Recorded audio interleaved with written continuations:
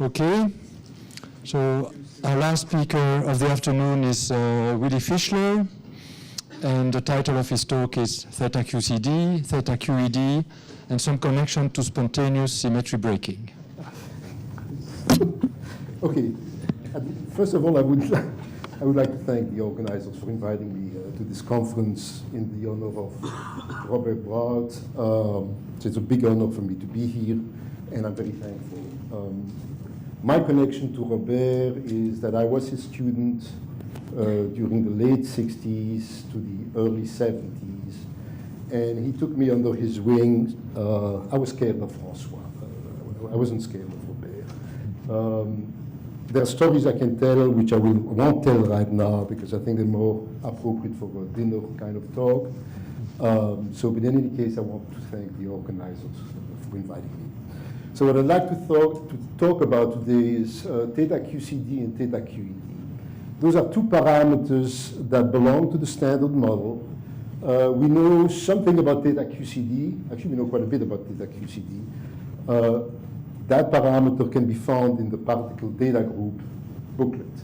Theta QED, which is a parameter of the standard model, nowhere to be found. At least I wasn't able to find. So it's remarkable that there's a parameter of nature that is not, no information, zero. So what I'd like to do is go over the two parameters and what do we know about them and how could we measure either one of them. So let me start. Okay, so as I said, the parameters of the standard model, they are associated with total derivatives in the axion. So they do not, when you look at the classical equation of motion, the local classical equations of motion in the bulk, they do not affect them. They have absolutely no influence on the local physics classically.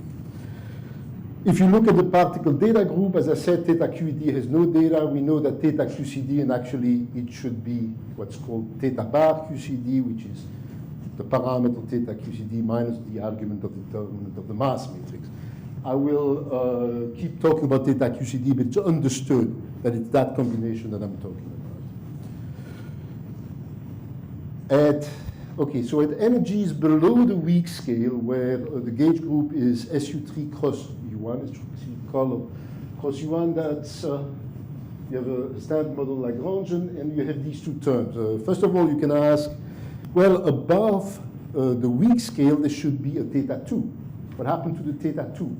Because there's also the weak gauge field. But Theta 2 is not observable because there's an anomaly for the baryon current for the SU2 gauge group, so you can rotate it away. So Theta 2 is not a parameter to be expected to be seen. It's just not there. The two parameters that could be in principle seen are Theta QCD and Theta QED.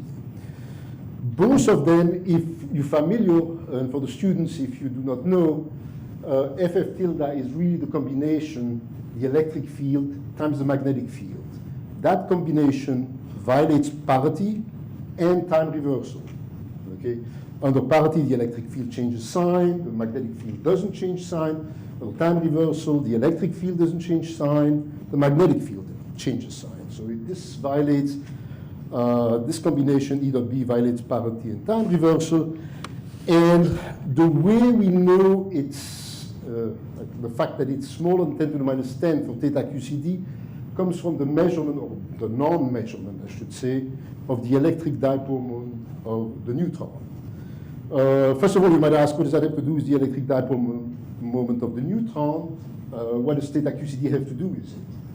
Well, Theta QCD, as I said, is in front of this term that violates parity and time reversal. You might then ask, does the interaction between an electric dipole moment of the neutron, say, and the electric field violate parity and time reversal? Well, the simple answer is the following. Go to the rest frame of the neutron and find a vector. There are not that many vectors. Momentum is gone. The only vector left is the spin. And then the interaction spin times the electric field violates parity and time reversal. So in the presence of Theta QCD, you might expect an electric dipole moment for the neutron. And so let me, So we could make an estimate of how big we could expect it to be. And for that, I'm going to write an effective Lagrangian where energy is below QCD. And so I'm going to write it in terms of the neutron field.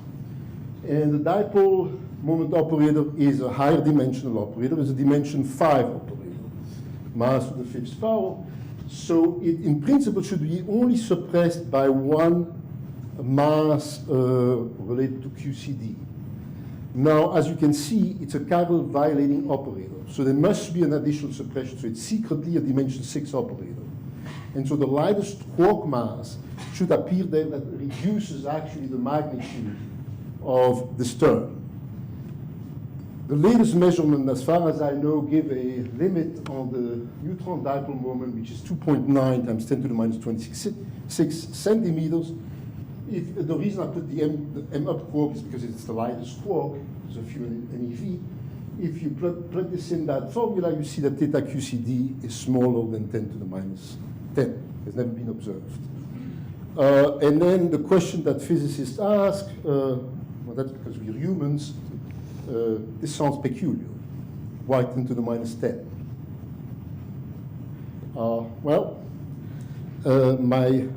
My childhood hero had an idea. And my childhood hero looks at this and says, whoa, whoa, what is this? And he tells to his little friend, Milou, well, you know what? Just happened, by chance. Sounds like a little joke, although recently there have been papers which speculate about an anthropic argument for the value of theta QCD being smaller than 10 to the minus 10. And the anthropic argument, which you believe it or not, let me not speculate about that. The way they do it is they relate the value of theta QCD to the cosmological constant, for which there is an anthropic argument which is reasonable. I am not taking positions. One argument says, c'est la vie, c'est comme ça. It's 10 to the minus 10. One could do a little bit better. If the up quark mass, if there was one of the quarks masses that was zero, and in particular, let's say the up quark mass, since it's the lightest, then by a chiral rotation that's anomalous for QCD, one can rotate it away. Another way of saying is that all the values of theta are equivalent and equivalent to zero. Now, lattice calculation in the past recent years have shown that it's not a viable solution. Quark masses cannot be zero. Okay, so that's out of the window. Another option is what's called the Péchet-Quinn symmetry, which was introduced to take care of the theta angle. And the way this works is it was invented by Péchet and Quinn. And this is just an example because there are many ways to realize this, this idea. Is that one introduces this U1 Péchet-Quinn, that is anomalous under the QCD transformation. In other words, the current is not conserved quantum mechanically. There is a right-hand term which is proportional to FF tilde of QCD. And these are the transformations. So there are two Higgses, an up Higgs and a down Higgs. There are transformations for the quarks. Q is the doublet, up bar, D bar. This is a left-handed notation, so up bar and D bar is what some people would call the right-handed it's in notation. The leptons also transformation in this example, and then there's another field that's introduced to transform. First of all, you notice that symmetry is not exact, it's spontaneously broken. It's spontaneously broken because the Higgs gets an expectation value such as to give the W's their mass and the Z their mass. So Péchet-Quinn, the symmetry is spontaneously broken, which should lead to a goldstone boson. It's called the axion. In addition, the current associated with the Péchet-Quinn symmetry is anomalous. It's anomalous for the QCD field. So the derivative of the Péchet-Quinn, this U1 Péchet-Quinn symmetry, the current associated with it, has a right-hand side term proportional to FF tilde of QCD. So the axion is not exactly a goldstone boson. So next, well, I'm repeating what I said there. The Higgs gets an expectation value, as we know, in which case there is a decay constant that would be the weak interaction scale. That is excluded. This was what Wilczek and Weinberg, the initial idea of the axion, didn't work. And the reason that it didn't work is because there are astrophysics limits. The interaction of the axion, it interacts with the electromagnetic field through an AFF tilde, A electric field magnetic field interaction, in which case there could be energy loss in stellar processes. So photons can propagate near charged particles, exchange a photon, and emit axions. And if one looks at the stellar evolution at supernova, I think the best limit is from supernova. There's some limit from white dwarfs. The best limit is that the decay constant, the expectation value associated with the symmetry breaking, should be at least 10 to the 9 GeV. It should be bigger than 10 to the 9 GeV, in which case the Weinberg-Wilczek axiom is just not possible. That's why I introduced this additional scalar field who gets an expectation value and breaks. If you look at the transformation properties, 5 field transforms on the Peccei-Quinn symmetry, gets an expectation value which can be tuned, and in particularly tuned to be bigger than 10 to 9 GeV. That's what people call the invisible axiom, because it was invisible for all practical purposes. Now it's not that invisible.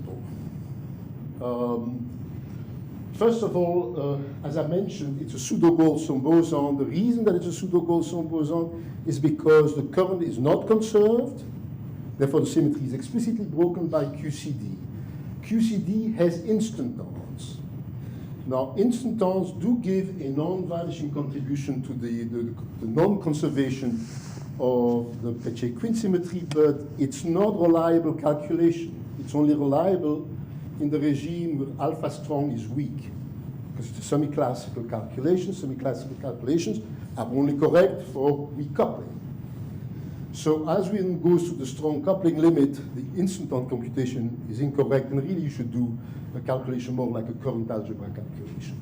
Okay? But in any case, there's an indication that for a strong group, there is an explicit effect which gives actually a mass to the axion. A subtext, for the people that know, the eta prime gets its mass because of an anomaly that's realized by the strong interaction. Yeah, so what's the problem cosmologically? There is a problem cosmologically. So let me try to explain it. So as you saw, there was a potential for the axion, in particular a mass for the axion, produced by the strong interaction. If we go into cosmology and we think of a Big Bang cosmology, there was a point in the universe where the temperature was high. All we know experimentally that the temperature of the universe had to be bigger than a few MeV. That's all we know experimentally. That it was much higher than that, that's a speculation. That may well be true. So let me assume that this speculation is indeed the case and that we can go to very high temperatures much higher than the QCD scale, much higher than 100 MeV GeV, in which case the strong gauge coupling becomes weak. At high temperature, we go back to, it's asymptotic freedom, basically.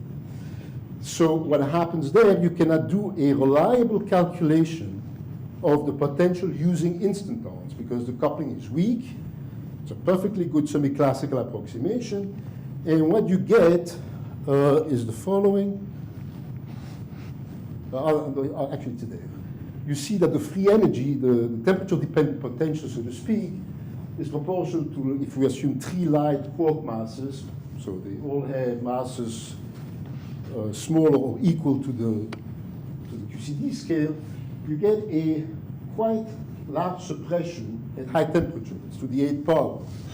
So as you go to temperature above QCD, only a few times QCD scale, this potential starts disappearing.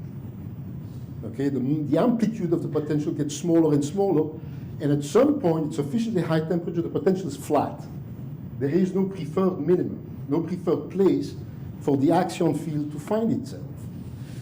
So what are the initial conditions, let's say very early in the universe, for the axion? Well, it could be anywhere on the potential. Actually, the axion is really an angle, should be between 0 and 2 pi.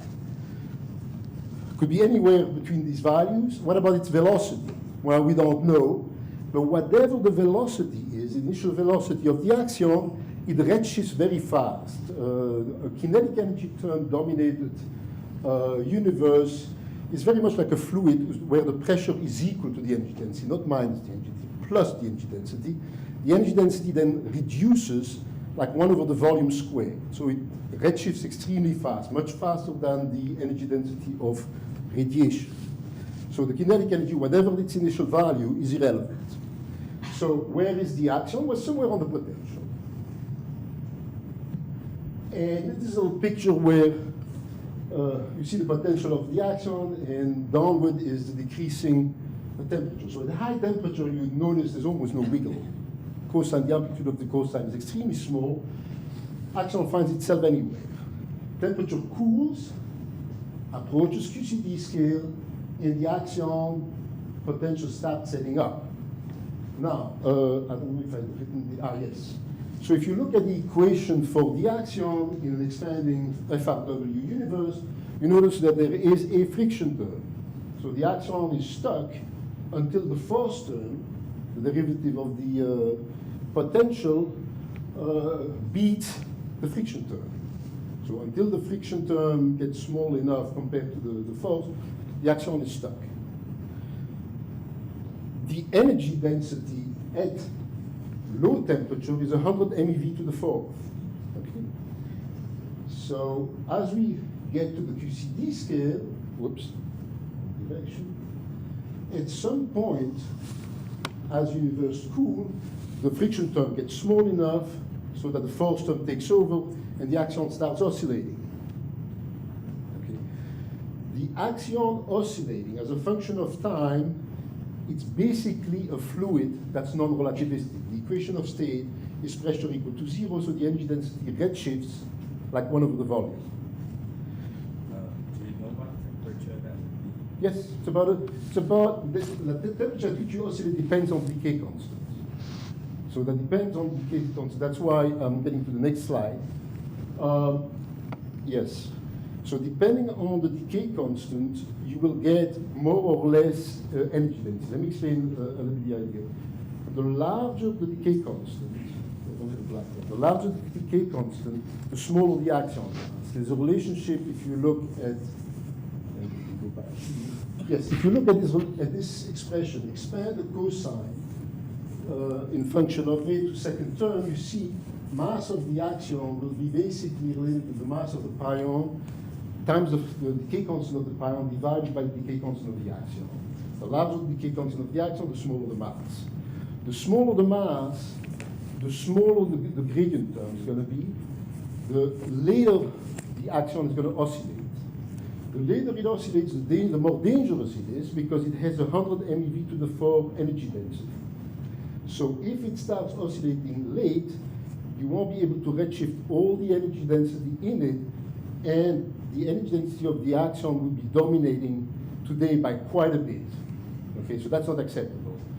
And the limit you get on the decay constant to get that the energy density in the axion today be smaller or equal to the critical energy density is that the decay constant had to be bigger, had to be smaller, than 10 to the 12 GeV. Any decay constant bigger than 10 to 12 GeV, you run into a problem that you over-dominate the energy density of the universe. Then you can see that obviously there's a possibility that the axion can be the dark matter.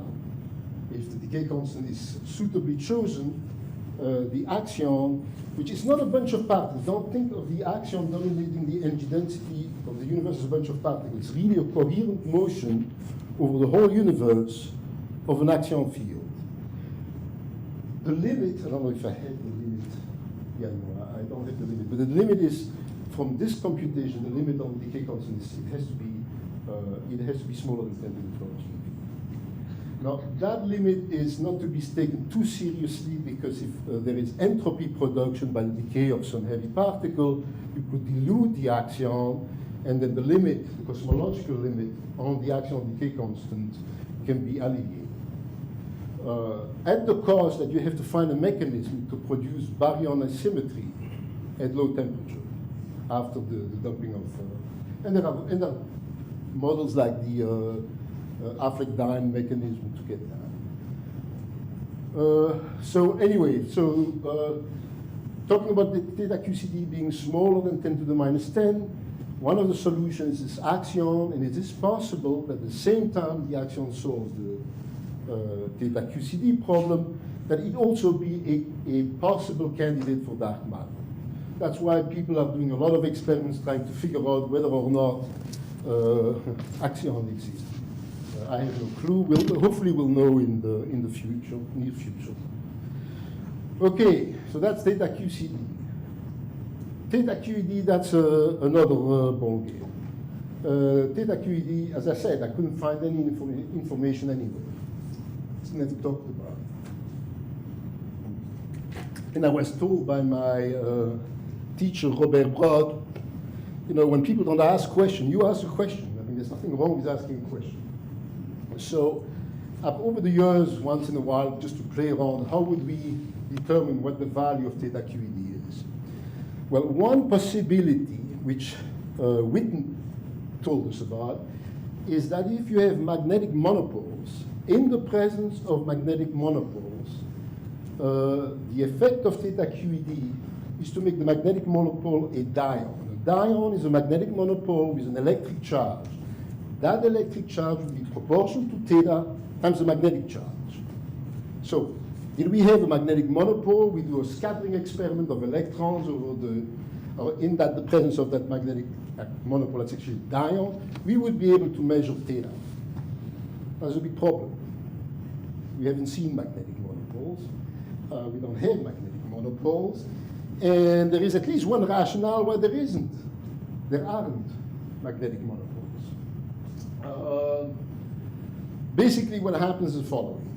If you go back in the early universe, and this, what I'm going to talk about is the Kibble mechanism.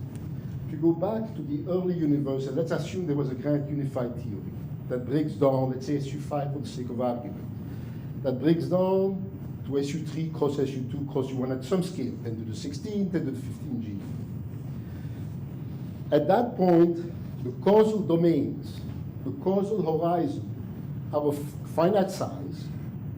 In each of these causal horizons, I was going to say the Higgs field, that's the H word, I'm not supposed to use that, the BEEH. You can say the Higgs field because that's the way the argument is called. Okay, so, all right, okay, so there is, the scalar field who gets the expectation value that breaks SU5 down to U1 is aligned in each causal region, okay? But it's not parallel in separate regions. It's only parallel in this domain and in this causal domain. It's very much like if you take a ferromagnet. You heat it up above the Curie temperature. You cool it so fast, and by so fast I mean that the sound has no time to get to the other side of the sample, from one side of the sample to the other sample. What you find are Bloch domains. And Bloch domains are just domains where the spin are aligned in each domain, but not aligned among the domains. At the intersection of these domains, there is a zero for the scalar field, and that's basically a magnetic monopole. And so Preskill in the old days computed how many monopoles there were. That's easy. It's one per causal domain, causal horizon at that time of the transition. And then you calculate how many could have been annihilating as they moved into a plasma. Plasma beyond electric charges, quarks, electrons, and others. And they saw there was a problem. And that actually, Goose invented his inflationary scenario to solve that problem, historically. So inflation gets rid of all the monopoles. There goes the solution to find the measurement of theta QED. Yes? I never understood this problem of monopoles because the orientation of what you call a Higgs field Yes. is a gauge. Yeah, yeah. Gauge dependent. Yeah, but then not the gauge. If it's gauge dependent here, it's gauge dependent. It's not the same gauge transformation. Why? That in a why not? They're not causally connected. Well, They're not that causally. doesn't matter because these are gauge dependent. The gauge doesn't care about. Maybe we can discuss this later, Francois. But yeah. So what I'm saying, all I'm arguing is that we haven't seen a magnetic monopole. That I think you will agree. Yeah, Okay. And the second thing I've said, this may be a there's no rationale. theory of magnetic monopoles. There's no correct theory of magnetic monopoles because the orientation that you use for that is a pure gauge. So you can choose what you want. Let me continue. I'm happy to discuss this, okay? All I'm saying is we haven't seen a magnetic monopole except for one at Stanford during... There's a good reason for that. Okay? Well, So it means that all I'm saying is that there's no magnetic monopole, so you can use them to measure Theta QED, whatever Francois says. I disagree with Francois on this one, but I don't think I want to get into an argument. Okay? What? I said I don't want to get into an argument about this question about magnetic monopole.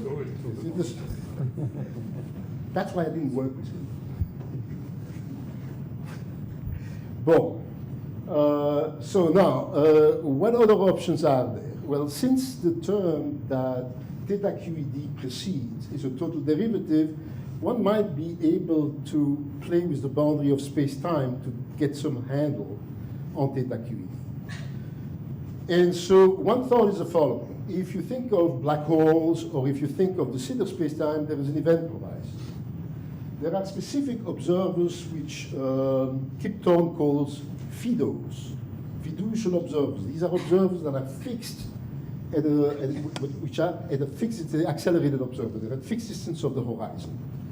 And basically what I want to argue the last few minutes of this talk is by using the membrane paradigm that I think goes back to Thibaut Damour, I think, and Kip Thorne and his collaborators, that there might be a way to detect Theta QED.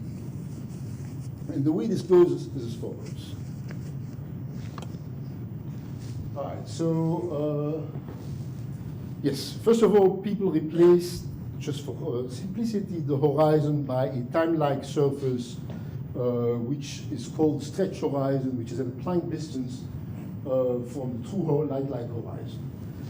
That membrane divides, let's think of black holes, an inside and an outside. Okay. We're going to put the FIDOs outside the horizon, and we want to talk about the physics of these FIDOs. They want to write their own equation of motion, and they don't want to depend on anything classically that's inside the black hole. The boundary condition, so to get the equations of motion, you use the variation principle. You have to also append to the equations of motion boundary conditions. I don't want to use the boundary conditions inside. So, and I'm just using the boundary conditions outside, so how are we going to deal with that?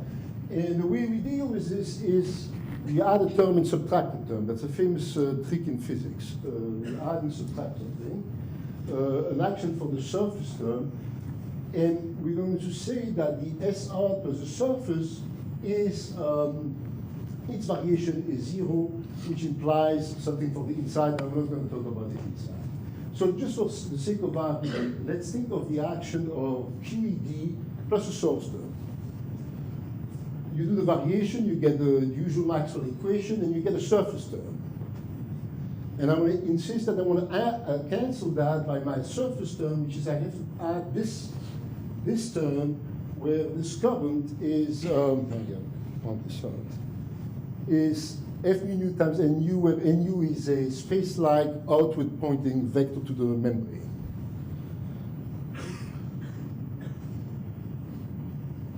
Okay, near the horizon, the geometry of a black hole, and the same for the sitter, it's Rindler space-time.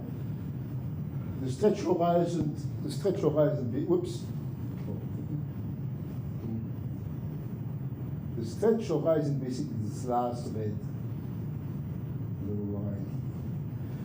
I'm also going to require that obviously, a free-falling observer doesn't see this horizon. Horizon is just, this membrane is a fiction of the observer. It's perfectly real for the FIDO, but it's non-existent for the, what then you would call the FREFOs, the freely falling observers. And the regularity of the electric and magnetic field, imagine you had just a charge, static in let's say Minkowski. I'm just think of Minkowski and look at the Rindler, which the electric field and the magnetic field are regular, so they impose some condition on what the electric field and the magnetic field seen by the fiducial observer are. Epsilon is again its distance from the true horizon. And one finds this relationship. So it is it's a conductor, and it has a resistance.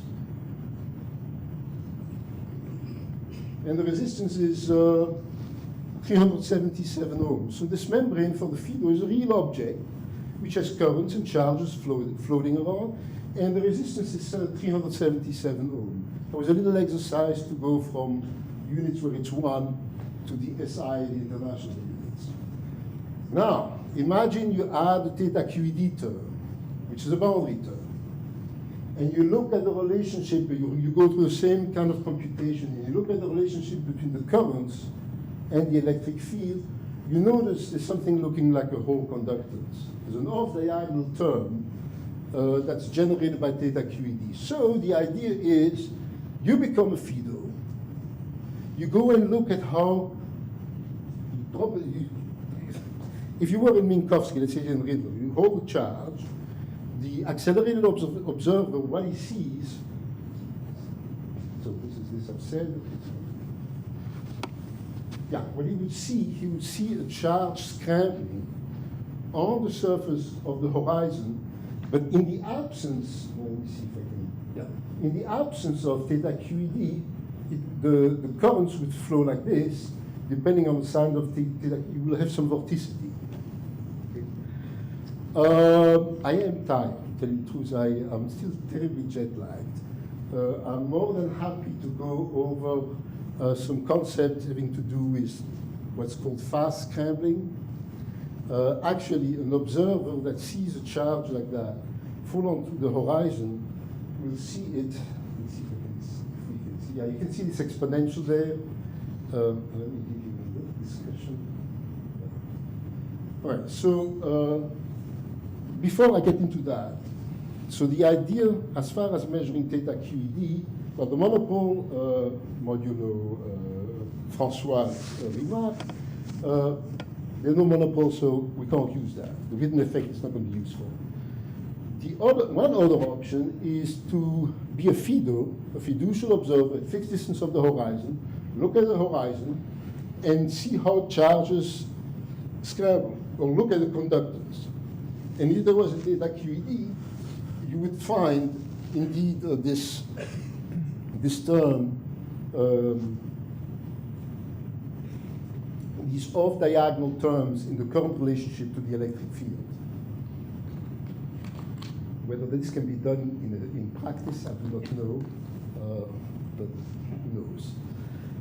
Last thing I want to talk about a little bit, although it's not really germane in terms of measuring Theta QED, is that this remarkable effect that Susskind and Sinkido found, that if you take a charge and look at, and the FIDO looks at how this charge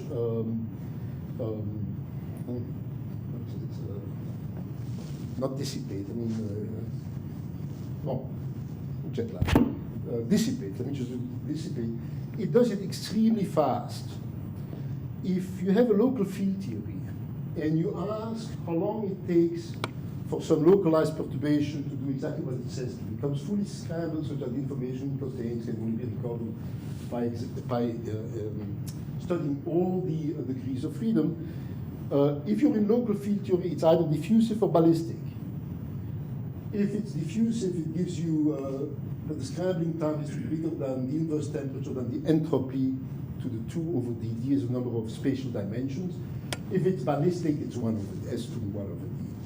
what you find with black holes, horizons of black holes, or the event horizon of de Sitter, you find this result. The black hole, actually, when you do the computation, you find logarithmic time scale in terms, basically the log of the entropy, which means it's way faster. So the physics on the horizon cannot be described by local field theory. It's a non-local system. Okay. I think that's all I want to say. And this is it. I'm tired. Okay, I can talk about a little bit more about this stuff, but I'm really tired. So this is for Robert, and this is the end of my talk. That's what I have to say. Okay, thank you.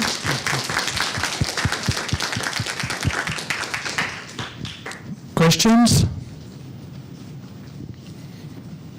Slava. You made the last statement that physics of horizon cannot be described by local physics. What does that mean? Because, okay, horizon, we are getting a general relativity, which is local theory. So, No, first of all, general relativity is not local. Since when? sorry, in this sense, okay, no theories which are locals, as you understand, okay? But what do you mean? I wanted to ask the question precisely. So what does it mean that cannot be described by local physics? Can the horizon be described by? No, I'm not sure what you said. No, I didn't understand the statement. You said horizon cannot be described by local physics, correct? Correct. And I didn't understand the statement. So the scrambling, or if you had local field, okay, and you have a medium at finite temperature, object will diffuse or even go ballistic. Okay, so a perturbation, localized perturbation, will expand either at the speed quote of light or it diffuses. Right? The result you obtain by doing a computation is that you find that it's logarithmic. It's not a power law of the entropy. There is no way you can reproduce that result in local field theory. Moreover, let me add something that's not germane to this discussion, is when you have a black hole, the entropy bound is saturated, right? The entropy bound is saturated. It goes like the area. In local field theory, the entropy cannot go faster than the square root of the volume. For the flat space. No, I'm just saying. I'm sorry. Okay, so when That's you what- say about So what I'm saying is that, one, the entropy going like the area, that's clearly non-local. The fast scrambling is clearly non-local. The way you can reproduce this result is in matrix theory, for instance, where all the degrees of freedom interact with all the degrees of freedom, you can reproduce this law. In a local field theory, you cannot reproduce this scrambling. if I am flying on the horizon, I do not see anything coming. I am not talking about the free-falling observer doesn't see a thing. Yes. But I am an accelerated observer. I'm the feeder. I'm sitting there and I'm watching. Sitting, it's not exactly the word. It's not There so is something easy to behind me. sit there, you see. You will be burned. I would be hot. That's right. I And would be then hot. actually this kind of scrambling is actually quite interesting thing in the sense that it's like curved mirror, I think. Okay, as Frolov once said that when you study what is going on with the whole, for instance, things which is going on the black hole from the point of view of external observer, it's like studying the smile of Cheshire Cat, you see? So, in some sense, because it's not a real thing. You have to fly there, then you cannot say non-local. Yeah. So let me go away from this feeder for a second. Yes. Explain to me local field theory that the entropy goes like the area. Yes. If the space-time is curved, or if space is It's a curved, black hole. I'm talking about a real black yes, hole. but black hole is not actually black box of the volume m cube, right? Inside the black hole, there is infinite amount of You space. don't know what, but you're outside. All you see is the horizon. You cannot see inside. Okay? You have no information about inside. You're outside. Right. The entropy goes like the area of the black hole. Reproduce this to me in field theory. The same thing in the system. You're inside the system, the entropy is saturated. There is no local field theoretical description of this, because the local the field theoretical description of that is like the square root of the volume. Oh, Okay, we can. Maybe the discussion can be continued. Other questions? Yeah, maybe I have one. So you mentioned that Theta QCD could be related to the cosmological constant. that's what they say. I mean, But could you do the same with Theta QED? I don't think so. I don't see how. I mean, Well, it's a because you question. see, no, I really don't see. First of all, I don't even know exactly how they do it in the Theta QCD case. But Theta QED is even more elusive because, first of all, it's not a strong gauge group. Forget the anthropic argument. Wait, one way you could do this is to say, well, Theta QED, for reasons that we can try to get into, is related to Theta QCD. Basically, imagine you had a grand unified. So there is a theta F mu tilde for SU5. When it breaks, you have theta 2, theta 3, theta 1. Theta 2 can be rotated away because of the barrier on the Theta 3 and theta 1 are equal at that point. But there is the renormalization of this. Now, it is possible that there are states from the unification scale down to, that make that the running is the same. In which case, Theta QCD and Theta QED is the same. And so the axion will already be enough to rotate Theta QED, or we can say there is no Theta QED. But I don't know, the anthropic stuff, I rather not get into. That's why I never worked with him. No, it's not really. Other question? Well, if there is no other question, let's thank our speaker again. Thank you.